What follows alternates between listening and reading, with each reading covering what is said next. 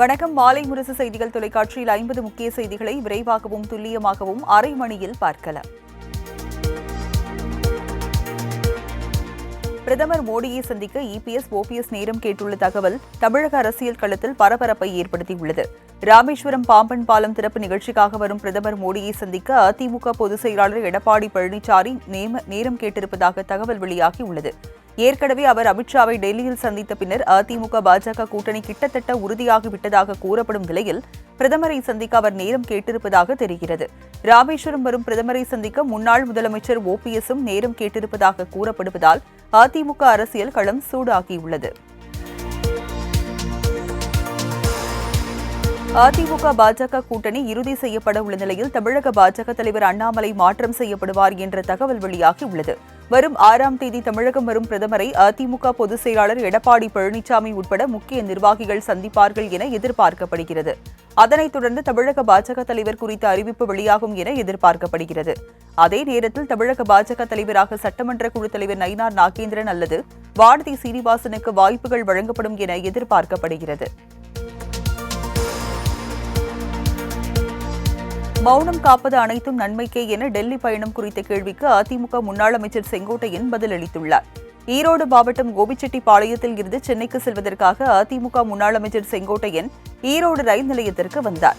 அப்போது அவரிடம் டெல்லி பயணம் குறித்து மௌனம் காப்பது ஏன் என செய்தியாளர்கள் கேள்வி எழுப்பினர். அதற்கு பதிலளித்த அவர் மௌனம் காப்பது அனைத்தும் நன்மைக்கே என கூறி சென்றார். தொடர்ந்து சென்னை வந்தடைந்த அவரிடம் டெல்லி பயணம் குறித்து செய்தியாளர்கள் எழுப்பிய கேள்விக்கு பதிலளிக்காமல் புறப்பட்டு சென்றார்.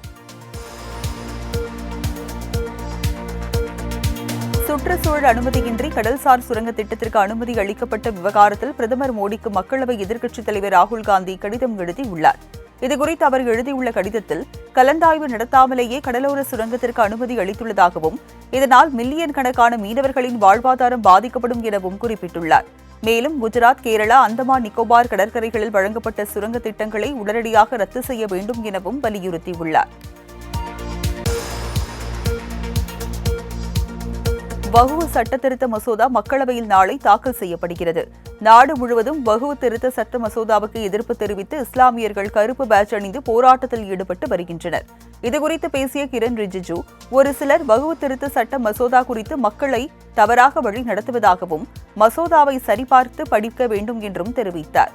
மேலும் இவ்வாறு மக்களை தவறாக வழி நடத்துவது நாட்டுக்கு நல்லதல்ல என்றும் இதனை செய்பவர்களை அடையாளம் கண்டு வருவதாகவும் தெரிவித்தார்.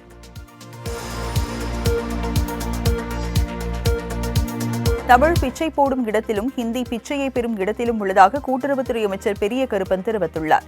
சிவகங்கை மாவட்டம் திருப்பத்தூரில் செய்தியாளர்களை சந்தித்து பேசிய அவர், அதிமுக ஆட்சியில் கூட்டுறவு சங்க தேர்தல் முறைகேடாக நடைபெற்றதாகவும் போலியான உறுப்பினர்கள் நீக்கப்பட்டு மீண்டும் கூட்டுறவு சங்க தேர்தல் நடத்தப்படும் என்றார். மேலும் விஜய் தேர்தலில் போட்டியிடுவது யாருக்கு சாதகம், யாருக்கு பாதகம் என்பதை தேர்தல் முடிவுகள் தெளிவுபடுத்தும் என்றார். விடுபட்ட மகளிருக்கு இன்னும் 3 மாதத்தில் மகளிர் உரிமைத் தொகை வழங்கப்படும் என்று அமைச்சர் தங்கம் தென்னரசு கூறியுள்ளார். விருதுநகர் மாவட்டம் வெற்றிலை முருகன்பட்டி, அல்லாளபேரி ஆகிய பகுதிகளில் 9,45,000 ரூபாய் மதிப்பீட்டில் கட்டப்பட்டுள்ள புதிய நியாய விலைக் கடைகளை நிதியமைச்சர் தங்கம் தென்னரசு மக்களின் பயன்பாட்டிற்கு திறந்து வைத்தார். பின்னர் செய்தியாளர்கள் சந்திப்பில் பேசிய அவர், இன்னும் 3 மாதங்களில் விடுபட்ட மகளிரிடமிருந்து விண்ணப்பங்கள் பெறப்பட்டு தகுதி வாய்ந்தவர்கள் தேர்வு செய்யப்படுவார்கள் என கூறினார். தமிழகத்தில் மீண்டும் ஆட்சிக்கு வந்துவிடலாம் என்று திமுக தப்பு கணக்கு போடுவதாக அதிமுக முன்னாள் அமைச்சர் ராஜேந்திர பாலாஜி தெரிவித்துள்ளார். திருத்தணி சுப்பிரமணிய சுவாமி கோவிலில் சாமி தரிசனம் செய்த பின்பு செய்தியாளர்களுக்கு பேட்டியளித்த அவர், திமுக நீட் தேர்வு விவகாரத்தில் பொய் சொல்லி பிழைப்பு நடத்தி வருவதாக குற்றம் சாட்டினார். 2026 தேர்தலில் எடப்பாடி பழனிசாமி ஆட்சிக்காக மக்கள் காத்திருப்பதாகவும் அவர் தெரிவித்தார். டாஸ்மாக் நிறுவனத்தில் அமலாக்கத்துறை சோதனை நடத்தியதற்கு எதிராக தமிழக அரசு தாக்கல் செய்த வழக்குகள் இன்று மீண்டும் விசாரணைக்கு வருகிறது. சென்னையில் டாஸ்மாக் தலைமை அலுவலகத்தில் அமலாக்கத்துறை சோதனை நடத்தியது. அமலாக்கத்துறையின் சோதனை அரசியலமைப்பு சட்டத்தின் கூட்டாட்சி அடிப்படை கட்டமைப்புக்கு விரோதமானது என்றும் மாநில அரசின் அனுமதியின்றி நடத்தப்பட்ட சோதனை சட்ட விரோதமானது என்று அறிவிக்க கோரியும் சென்னை உயர்நீதிமன்றத்தில் தமிழக உள்துறை செயலர், டாஸ்மாக் நிர்வாக இயக்குநர் தரப்பில் மனுக்கள் தாக்கல் செய்யப்பட்டன.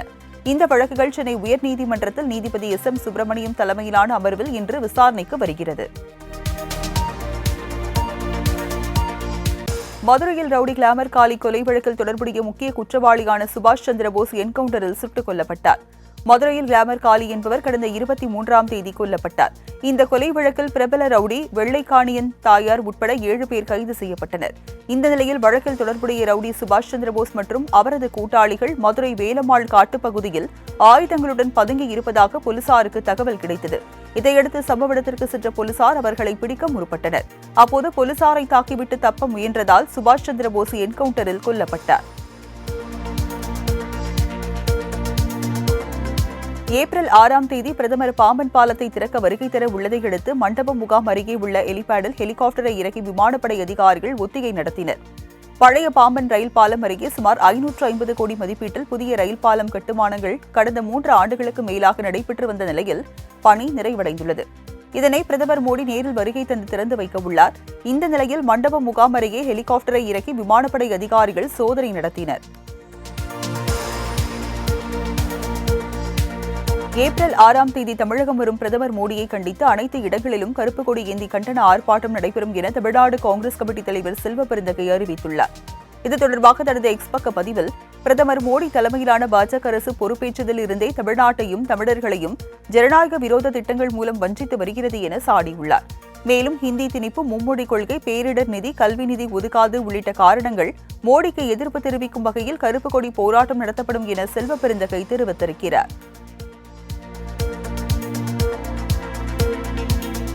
தமிழ்நாட்டில் 40 சுங்கச்சாவடிகளில் நள்ளிரவு முதல் சுங்க கட்டணம் உயர்வு அமலுக்கு வந்தது.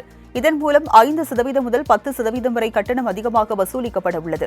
தமிழகத்தில் தற்போது 78 சுங்கச்சாவடிகளில் சுங்க கட்டணம் வசூல் அமலில் உள்ளது. அதன்படி ஆண்டுக்கு ஒருமுறை சுங்க கட்டணம் 5%லிருந்து 10% வரை உயர்த்தி வசூலிக்கப்படுகிறது.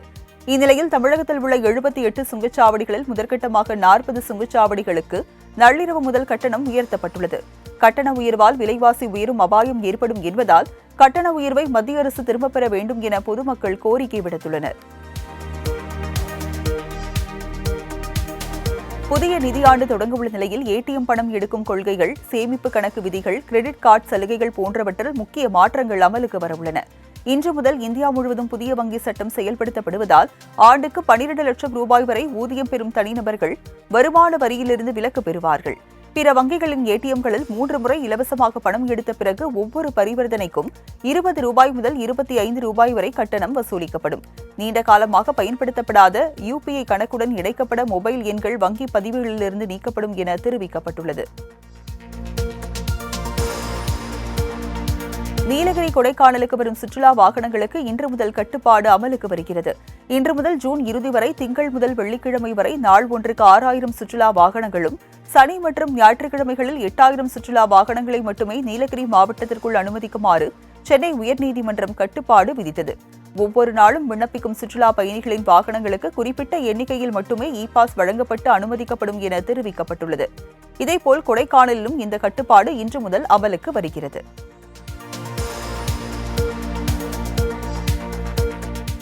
திண்டுக்கல் மாவட்டம் கொடைக்கானலில் அமைந்துள்ள மன்னவனூர் ஏரி பகுதியில் பராமரிப்பு பணி காரணமாக இன்று முதல் 4 நாட்கள் சுற்றுலா பயணிகளுக்கு தடை விதிக்கப்பட்டுள்ளது.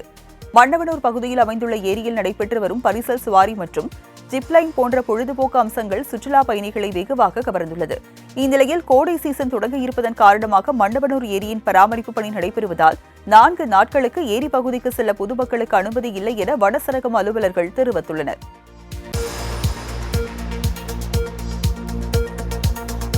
தமிழ்நாட்டில் வணிக பயன்பாட்டுக்கான கேஸ் சிலிண்டர் விலை அதிரடியாக குறைந்துள்ளது. எண்ணெய் நிறுவனங்கள் சிலிண்டர் விலை நிலவரம் குறித்த அறிவிப்பை வெளியிட்டுள்ளது. அதன்படி வணிக பயன்பாட்டு சிலிண்டரின் விலை அதிரடியாக குறைந்துள்ளது. தமிழ்நாட்டில் 19 கிலோ எடை கொண்ட வணிக பயன்பாட்டுக்கான கேஸ் சிலிண்டர் விலை 43 ரூபாய் 50 காசுகள் குறைந்து 1921 ரூபாய் 50 காசுகளாக நிர்ணயம் செய்யப்பட்டுள்ளது.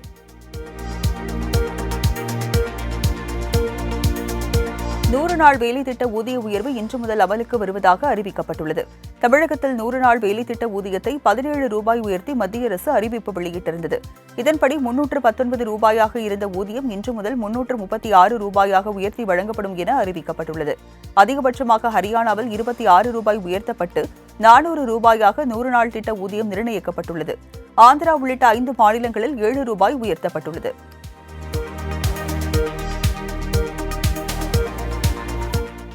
ஆதி திராவிடர் விடுதி மாணவர்களுக்கான உணவுப் படியை 5,000 ரூபாயாக உயர்த்த பாஜக மாநில தலைவர் அண்ணாமலை வலியுறுத்தியுள்ளார்.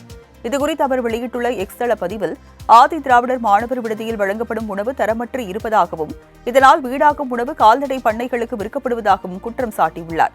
மேலும் ஒரு நாளுக்கு மாணவர் ஒருவருக்கு 50 ரூபாய் வீதம் மாதத்துக்கு 1,500 ரூபாயாக திமுக போலி கணக்கு காட்டுவதாக சாடியுள்ளார். உணவு படியை உயர்த்துவதுடன் மாணவர்களுக்கு தரமான உணவு வழங்க நடவடிக்கை எடுக்க வேண்டும் எனவும் பதிவிட்டுள்ளார். பூசணிக்காய் சுற்றுவது குறித்து வடமாநில தொழிலாளியிடம் ஹிந்தியில் எடுத்துக் கூறிய பூவிருந்தவள்ளி எம்எல்ஏ கிருஷ்ணசாமியின் வீடியோ வைரலாகி வருகிறது. வீட்டு வசதி மற்றும் நகர்ப்புற வளர்ச்சித்துறை மற்றும் சென்னை பெருநகர் வளர்ச்சிக் குழுமம் சார்பில் காட்டுப்பாக்கம் ஊராட்சியில் 7 கோடி ரூபாய் மதிப்பீட்டில் புதிய சமுதாய கூடம் கட்டுவதற்கான பூமி பூஜை நடைபெற்றது. அப்போது வடமாநில தொழிலாளி ஒருவர் பூசணிக்காயை சுற்றிய போது எம்எல்ஏ கிருஷ்ணசாமி அதனை இடதுபுறமும் வலதுபுறமும் மேலும் கீழும் சுற்ற வேண்டும் என ஹிந்தியில் பேசியதை கட்சி நிர்வாகிகள் பார்த்து வியப்படைந்தனர்.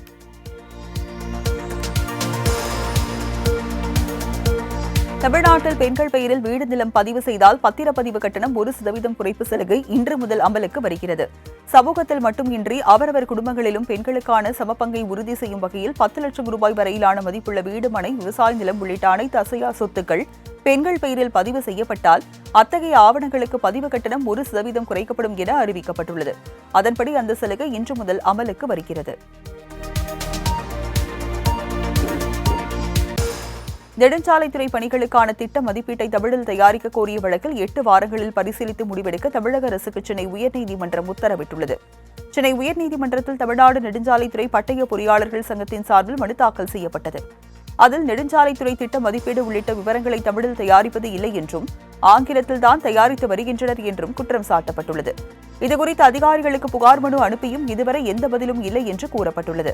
வழக்கை விசாரித்த நீதிமன்றம் மனுதாரர் கோரிக்கையை 8 வாரத்திற்குள் பரிசீலித்து முடிவெடுக்க உத்தரவிடப்பட்டுள்ளது. நாமக்கல்லில் அரிசி குருணை வாங்கி பண மோசடி செய்ததாக திமுக நிர்வாகி மீது போலீசார் வழக்கு பதிவு செய்து விசாரித்து வருகின்றனர். திருச்செங்கோடு சாலையில் அரிசி குருணை வியாபாரம் செய்து வரும் சசிகுமார் என்பவரிடம் திமுக பிரமுகர் செந்தில்குமார் என்பவர் தனது கோழி பண்ணைக்கு குருணை அரிசியை வாங்கியதற்காக 17,51,000 ரூபாயை பாக்கி செலுத்த வேண்டியிருந்ததாக கூறப்படுகிறது. இந்நிலையில் பணத்தை திருப்பித் தராமல் ஏமாற்றியதை அடுத்து சசிகுமார் போலீசில் புகார் அளித்துள்ளார். கள்ளநோட்டு விவகாரத்தில் போலீசாரால் தேடப்பட்டு வரும் செல்வம் என்பவர் விசிகாவில் இருந்து நீக்கப்பட்டார். கடலூர் அதர்நத்தம் கிராமத்தை சேர்ந்த செல்வம் தனக்கு சொந்தமான இடத்தில் கொட்டகை அமைத்து கள்ள நோட்டுகள் அச்சடிப்பதாக போலீசாருக்கு ரகசிய தகவல் கிடைத்தது. இதன் அடிப்படையில் தனிப்படை போலீசார் சம்பவ இடத்திற்கு சென்றபோது செல்வம் மற்றும் அவரது கூட்டாளிகள் தப்பி ஓடியதாக கூறப்படுகிறது. இதையடுத்து அங்கு போலீசார் மேற்கொண்ட சோதனையில் 500 ரூபாய் கள்ள நோட்டுகள் அச்சடிக்கும் இயந்திரம் பறிமுதல் செய்யப்பட்டது. இதுகுறித்து வழக்கு பதிவு செய்த போலீசார் தப்பியோடிய குற்றவாளிகளை தீவிரமாக தேடி வருகின்றனர்.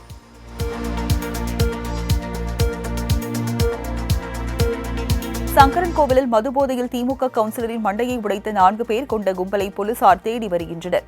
தென்காசி மாவட்டம் சங்கரன்கோவில் நகராட்சி 5வது வார்டு திமுக கவுன்சிலரான ராஜா ஆறுமுகம் தனது சிக்கன் கடைக்கு சென்றபோது மதுபோதையில் வந்த 4 பேர் சிக்கன் வாங்கிவிட்ட பணம் தர மறுத்ததாக கூறப்படுகிறது. இதனால் ஏற்பட்ட தகராறில் கடையை சூறையாடிய அந்த கும்பல் திமுக கவுன்சிலர் ராஜா ஆறுமுகம் மீது கொலைவெறி தாக்குதல் நடத்தியுள்ளனர். சென்னை மடிப்பாக்கத்தில் காதலுக்கு எதிர்ப்பு தெரிவித்ததால் காதலியின் அண்ணன் மீது பெட்ரோல் குண்டு வீசிக்கொள்ள முயன்ற சம்பவம் பரபரப்பை ஏற்படுத்தியுள்ளது. மடிப்பாக்கத்தை சேர்ந்த இளம்பெண்ணை அப்பகுதியை சேர்ந்த நெல்சன் என்பவர் காதலித்து வந்ததாக தெரிகிறது. அந்த பெண் தாழ்த்தப்பட்ட சமூகத்தை சேர்ந்தவர் என்பதால் நெல்சனின் காதலுக்கு எதிர்ப்பு தெரிவித்த அவரது பெற்றோர் பெண்ணின் வீட்டிற்கு சென்று தகராறு செய்ததாக கூறப்படுகிறது. இதனால் நெல்சன் பெண்ணின் அண்ணன் ரஞ்சித்குமாரை கண்டித்துள்ளார். இதனால் ஆத்திரமடைந்த நெல்சன் நண்பர்களுடன் சேர்ந்து கொலை செய்ய முயன்றார். இதுகுறித்த புகாரில் நெல்சன் உள்ளிட்ட 3 பேரை போலீசார் கைது செய்தனர். ஜோலார்பேட்டை ரயில்வே நிலையத்தில் 25 கிலோ கஞ்சாவை பறிமுதல் செய்த போலீசார் விசாரணை மேற்கொண்டு வருகின்றனர். திருப்பத்தூர் மாவட்டம் ஜோலார்பேட்டை ரயில் நிலையத்தில் கஞ்சா கடத்துவதாக மத்திய பாதுகாப்பு படை போலீசாருக்கு ரகசிய தகவல் கிடைத்தது. இதன் அடிப்படையில் தன்பாத், திப்ருகர், டாடா நகர் உள்ளிட்ட ரயில்களில் போலீசார் சோதனை மேற்கொண்டனர். அப்போது ரயிலின் முன்பக்க ஜெனரல் பெட்டியில் கேட்பாரற்று கிடந்த 25 கிலோ கஞ்சா மற்றும் 50 பாக்கெட்டுகளில் இருந்த குட்காவை போலீசார் பறிமுதல் செய்தனர். இதனையடுத்து கஞ்சா கடத்தல் சம்பவத்தில் ஈடுபட்ட நபர்கள் குறித்து போலீசார் விசாரணை மேற்கொண்டு வருகின்றனர். தூத்துக்குடி மாவட்டம் பொட்டலூருடி அருகே கத்திரிக்கோலால் குத்தி பெண் கொலை செய்யப்பட்ட சம்பவம் பரபரப்பை ஏற்படுத்தியுள்ளது. பொட்டலூருடி நடுத்தெரு பகுதியை சேர்ந்த பார்வதி பக்கத்து வீட்டை சேர்ந்த மீனா என்பவரின் வீட்டிற்கு சென்றபோது மீனாவின் மகன் புஷ்பராஜ் இனி இங்கு வரக்கூடாது என பார்வதியை எச்சரித்துள்ளார். இதையடுத்து இருவருக்கும் வாக்குவாதம் ஏற்பட்ட நிலையில் ஆத்திரமடைந்த புஷ்பராஜ் அங்கிருந்த கத்திரிக்கோலால் குத்தியதில் படுகாயமடைந்த பார்வதி சம்பவ இடத்திலேயே பரிதாபமாக உயிரிழந்தார். தகவல் அறிந்த புதுக்கோட்டை போலீசார் புஷ்பராஜை கைது செய்து விசாரணை நடத்தி வருகின்றனர். குற்றாலம் அருகே பிரபல பேக்கரியில் பிரெட் பாக்கெட்டுக்குள் 8 கால் பூச்சி இருந்ததால் பொதுமக்கள் அதிர்ச்சி அடைந்தனர். இதுகுறித்து கடையின் உரிமையாளரிடம் சரமாரியாக கேள்வி எழுப்பும் வீடியோ தற்போது சமூக வலைதளத்தில் வைரலாகி வருகிறது. இதுபோன்ற தரமற்ற உணவுப் பொருட்களை விற்பனை செய்யும் கடைகள் மீது கடுமையான நடவடிக்கை எடுக்க வேண்டும் என பொதுமக்கள் கோரிக்கை விடுத்துள்ளனர். கடலூர் மாவட்டம் பன்ருட்டி அருகே கஞ்சா போதையில் சாலையில் செல்லும் வாகனங்களை வழிமறித்து இளைஞர்கள் ரகளையில் ஈடுபட்டனர். பட்டாம்பாக்கம் சாலையில் கஞ்சா போதையில் வந்திருந்த 5க்கும் மேற்பட்ட இளைஞர்கள் வாகனங்களை வழிமறித்து மிரட்டல் விடுத்து ரகளையில் ஈடுபட்டனர். இதனால் போக்குவரத்து பாதிக்கப்பட்ட நிலையில் போதை இளைஞர்கள் மீது காவல்துறையினர் உரிய நடவடிக்கை எடுக்க பொதுமக்கள் கோரிக்கை விடுத்துள்ளனர்.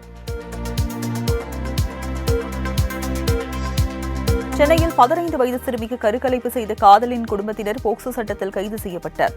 சென்னை திருவிக நகர் பகுதியை சேர்ந்த 15 வயது சிறுமி அதே பகுதியில் உள்ள ஃபேன்சி ஸ்டோரில் வேலை செய்து வந்துள்ளார். அப்போது அதே பகுதியை சேர்ந்த 17 வயது சிறுவனுடன் பழக்கமாக இருவரும் காதலித்து வந்துள்ளனர். கடந்த ஜனவரி மாதம் முதல் அடிக்கடி ஒன்றாக இருந்து வந்த நிலையில் சிறுமி கர்ப்பம் அடைந்துள்ளார். இதனை அறிந்த காதலின் குடும்பத்தினர் சிறுமிக்கு கருக்கலைப்பு செய்துள்ளனர். இச்சம்பவம் குறித்து சிறுமி கொடுத்த புகாரின் அடிப்படையில் போலீசார் 3 பேரை போக்சோ சட்டத்தில் கைது செய்தனர். சென்னை திருநின்றவூரில் ஜொமேட்டோ மூலம் ஆர்டர் செய்து வாங்கிய பிரியாணியில் கூல் லிப் போதைப் பொருள் இருந்ததால் வாடிக்கையாளர் அதிர்ச்சியடைந்தார். திருநின்றவூரை சேர்ந்த கௌதம் என்பவர் ரம்ஜான் பண்டிகையொட்டி ஜொமேட்டோவில் மட்டன் பிரியாணி ஆர்டர் செய்து பிரியாணி வாங்கியுள்ளார். சாப்பிடுவதற்காக பிரியாணியை திறந்து பார்த்தபோது அதில் கூல் லிப் போதைப் பொருள் இருந்துள்ளது. இதனை கண்டு அதிர்ச்சியடைந்த கௌதம் பிரியாணி கடையில் தெரிவித்த போது அவர்கள் அலட்சியமாக பதிலளித்ததாக கூறப்படுகிறது. இந்நிலையில் சுகாதாரமற்ற முறையில் உணவுகளை வழங்கியவர்கள் மீது உணவு பாதுகாப்புத்துறை நடவடிக்கை எடுக்க வேண்டும் என்று பாதிக்கப்பட்ட நபர் கோரிக்கை விடுத்துள்ளார். விழுப்புரம் அருகே மதுபோதையில் காரை விரட்டி சென்று பின்பக்க கண்ணாடியை உடைத்த 3 பேரை போலீசார் கைது செய்தனர். காஞ்சிபுரம் பகுதியை சேர்ந்த சஞ்சீவி குடும்பத்துடன் காரில் வெளியே சென்ற நிலையில் விழுப்புரம் புறவழிச்சாலையில் இருசக்கர வாகனத்தின் மீது லேசாக உரசியது.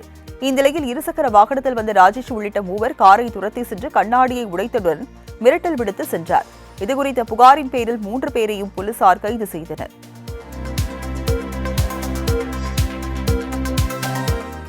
சின்னசேலம் பகுதிகளில் தர்பூசணி பயிரிடப்பட்ட விவசாய நிலங்களில் அதிகாரிகள் ஆய்வு மேற்கொண்டனர்.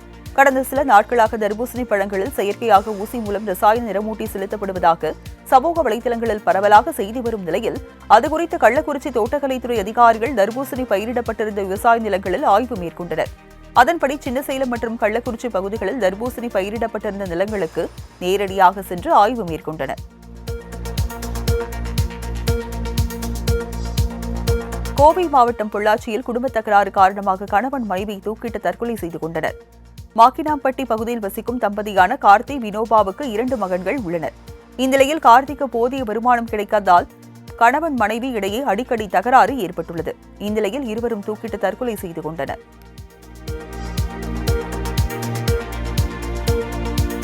நீலகிரி மாவட்டம் குன்னூர் மேட்டுப்பாளையம் மலைப்பாதையில் பயணித்த கார் திடீரென தீப்பற்றி எரிந்ததால் அப்பகுதியில் கடும் போக்குவரத்து நெரிசல் ஏற்பட்டது. மேட்டுப்பாளையத்தில் இருந்து உதகை செல்வதற்காக கல்லூரி மாணவர்கள் 5 பேர் காரில் பயணித்தனர். இந்நிலையில் மலைப்பாதையின் 4வது ஊசி வளைவு அருகே வரும்போது திடீரென கார் தீப்பற்றி எரிந்தது. மாணவர்கள் தப்பி சென்ற நிலையில் விரைந்த தீயணைப்புத் துறையினர் தீயை அணைத்தனர். பின்னர் வாகனத்தை அப்புறப்படுத்திய போலீசார் போக்குவரத்து நெரிசலை குறைக்கும் விதமாக வாகனங்களை இயக்க நடவடிக்கை எடுத்தனர். ஈரோடு மாவட்டம் கோபிச்செட்டிப்பாளையம் அருகே டிப்பர் லாரி ஏறியதில் பெண் உடல் நசுங்கி உயிரிழந்தார். கண்ணமங்கலம் பகுதியை சேர்ந்த வெங்கடேஷ் என்பவர் தனது தாயார் சாவித்திரியுடன் இருசக்கர வாகனத்தில் கோபிச்செட்டிப்பாளையம் சிக்னல் அருகே வந்துள்ளார். அப்போது சாவித்திரி நிலை தடுமாறி கீழே விழுந்தபோது பின்னால் வந்த டிப்பர் லாரியின் பின்பக்க சக்கரத்தில் சிக்கி சம்பவ இடத்திலேயே உயிரிழந்தார். மதுரை வில்லாபுரம் பகுதியில் வாகனங்களுக்கு தீ வைத்த நபர்களை போலீசார் கைது செய்தனர். அகஸ்தியர் தெருவில் மர்ம நபர்கள் 2 ஆட்டோக்களின் கண்ணாடிகளை உடைத்தும் இருசக்கர வாகனங்களுக்கு தீ வைத்து எரித்தனர். மேலும் கீரைத்துறை அம்பேத்கர் நகர் பகுதியில் இருசக்கர வாகனம், ஆட்டோ, 2 கார்களின் கண்ணாடிகளை சேதப்படுத்தி உள்ளனர். இதுகுறித்து போலீசார் விசாரித்து காட்டுப்பகுதியில் பதுங்கியிருந்த பாஸ்கர், செல்வம் உள்ளிட்ட 5 பேரை கைது செய்தனர். செங்கல்பட்டு அடுத்த சிங்கப்பெருமாள் கோவில் அருகே நள்ளிரவில் ஏற்பட்ட கோர விபத்தில் குழந்தை உள்பட 3 பேர் சம்பவ இடத்திலேயே உடல் நசுங்கி பரிதாபமாக உயிரிழந்தனர். திருத்தேரி சிக்னலில் நின்று கொண்டிருந்த கார் மீது பின்னால் வந்த கனரக லாரி மோதி விபத்துக்குள்ளானது. இந்த விபத்தில் கார் அப்பளம் போல் நொறுங்கிய நிலையில் காரில் இருந்த மதுரையை சேர்ந்த சரவணன், ஐயனார், ஒரு குழந்தை என 3 பேர் சம்பவ இடத்திலேயே பரிதாபமாக உயிரிழந்தனர். காயமடைந்த மேலும் 3 பேரை மீட்டு சிகிச்சைக்காக மருத்துவமனையில் அனுமதிக்கப்பட்டனர். சென்னை துறைப்பாக்கத்தில் உள்ள உறவினர் வீட்டு நிகழ்ச்சியில் கலந்து கொண்டு மதுரை சென்றபோது விபத்து ஏற்பட்டுள்ளது. ஜவ்வாது மலை வனப்பகுதி முழுவதும் கொழுந்துவிட்டு எரியும் காட்டுத்தீயால் அரிய வகை மூலிகைச் செடிகள் சேதமடைந்துள்ளன. திருவண்ணாமலை மாவட்டத்தில் அமைந்துள்ள ஜவ்வாது மலை வனப்பகுதியில் காட்டுத்தீ ஏற்பட்டு தற்போது கொழுந்துவிட்டு எரிந்து வருவதால் அரிய வகை மூலிகைச் செடிகள் மற்றும் மரங்கள் எரிந்து நாசமாகின. காட்டுத்தீயால் அப்பகுதியில் வசிக்கும் பொதுமக்களுக்கு கடுமையான மூச்சுத் திணறல் ஏற்பட்ட நிலையில் தீயை அணைக்க தீயணைப்புத் துறையினர் விரைந்து நடவடிக்கை எடுக்க வேண்டும் என பொதுமக்கள் கோரிக்கை விடுத்துள்ளனர்.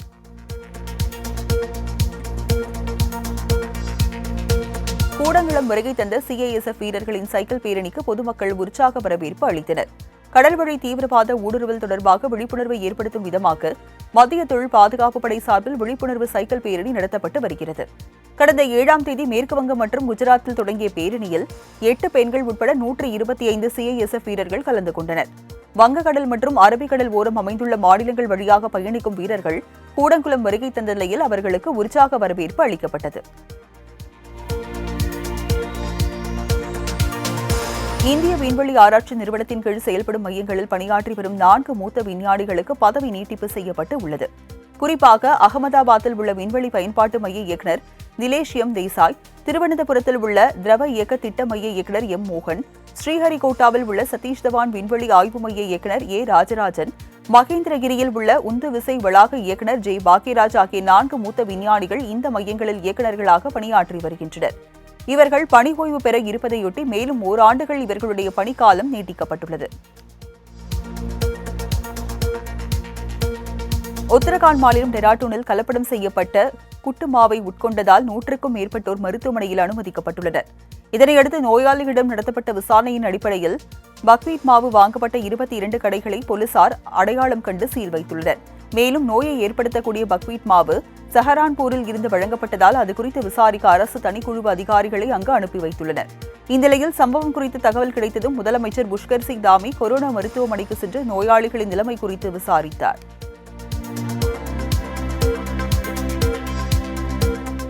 மத்திய பிரதேச மாநிலம் பாபேரியில் நடைபெற்ற பாக் மகோத்சவ திருவிழாவில் மத்திய அமைச்சர் ஜோதிராதித்ய சிந்தியா பழங்குடியின சமூகத்தினருடன் உற்சாகமாக நடனமாடினார். வசந்த காலத்தின் தொடக்கத்தை குறிக்கும் விதமாக பாக் மகோத்சவ திருவிழா 40 நாட்கள் கொண்டாடப்படுகிறது. இந்தியாவில் குறிப்பாக மத்திய பிரதேசம், ஹரியானா, ராஜஸ்தான் உள்ளிட்ட மாநிலங்களில் வெகு விமர்சையாக கொண்டாடப்பட்டு வருகிறது. அந்த வகையில் மத்திய பிரதேசத்தில் நடைபெற்ற திருவிழாவில் பழங்குடியின மக்கள் ஆட மத்திய அமைச்சர் அவர்களுடன் மேளம் அடித்து நடனமாடி உற்சாகமாக விழாவை கொண்டாடினார். பங்குனி உத்தர ஆராட்டு விழா விஷு பண்டிகைக்காக சபரிமலை கோவிலில் இன்று நடை திறக்கப்பட உள்ளது. சபரிமலை ஐயப்பன் கோவிலில் இந்த ஆண்டுக்கான பங்குனி உத்தர ஆராட்டு விழா இன்று கொடியேற்றத்துடன் தொடங்குகிறது. இதையொட்டி இன்று மாலை 5 மணிக்கு நடை திறக்கப்படுகிறது. விழா நாட்களில் தினமும் வழக்கமான பூஜை வழிபாடுகளுடன் உற்சவ பலி சிறப்பு வழிபாடு நடைபெறும். 10ஆம் தேதி இரவு 9 மணிக்கு சரம் குத்தியில் பள்ளிவேட்டை நிகழ்ச்சி, 11ஆம் தேதி காலை 11 மணிக்கு பம்பை ஆற்றில் ஐயப்பனுக்கு ஆராட்டு விழா நடைபெறுகிறது. தொடர்ந்து மாலை 6 மணிக்கு திருவிழா கொடி இறக்கப்பட்டு 10 நாள் திருவிழா நிறைவு பெறுகிறது.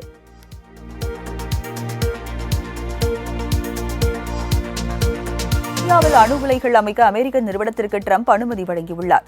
இந்தியாவில் அணு உலைகள் அமைக்க ஹோல்டெக் என்ற அமெரிக்க நிறுவனத்திற்கு ட்ரம்ப் அரசு அனுமதி வழங்கியுள்ளது.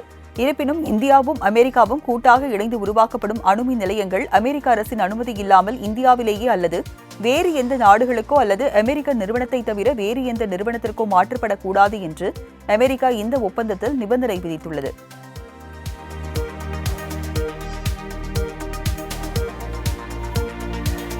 நடப்பு ஐபிஎல் கிரிக்கெட் தொடரில் கொல்கத்தா அணியை வீழ்த்தி மும்பை இந்தியன்ஸ் அணி தனது முதல் வெற்றியை பதிவு செய்துள்ளது. மும்பையில் உள்ள வான்கடை மைதானத்தில் நேற்றிரவு நடைபெற்ற இரு அணிகளுக்கு இடையிலான லீக் ஆட்டத்தில் முதலில் ஆடிய கொல்கத்தா அணி 16.2 ஓவர்களில் அனைத்து விக்கெட்டுகளையும் இழந்து 116 ரன்கள் எடுத்தது. தொடர்ந்து 117 ரன் எடுத்தால் வெற்றி என்ற இலக்குடன் களமிறங்கிய மும்பை அணி 12.5 ஓவர்களில் இலக்கை கடந்து 8 விக்கெட்டுகள் வித்தியாசத்தில் அபார வெற்றி பெற்றது. இதன் மூலம் மும்பை அணி நடப்பு தொடரில் தனது முதல் வெற்றியை பதிவு செய்துள்ளது.